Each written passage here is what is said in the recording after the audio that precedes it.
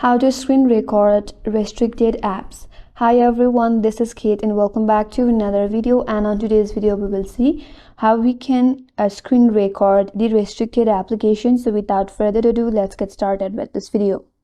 First of all, you need to install the application as the Screenshot Touch. So in order to install that, open up Play Store in your device.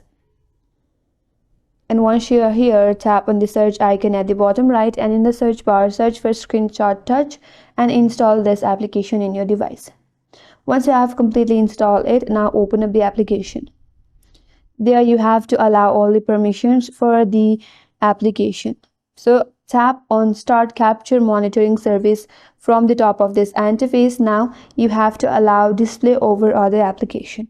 Here tap on the search icon at the top right. Now search for Screenshot Touch and allow the permissions. Once you have done that, now you can go back to the application. Then tap on the Start Recording or Casting with a Screenshot Touch. Then tap on Start Now. You can open up any restricted app and it will help you screen record the application. And that's all for today's video. Hope this video was helpful, and if you're new to our channel, consider subscribing. Thanks for watching and stay tuned for more videos.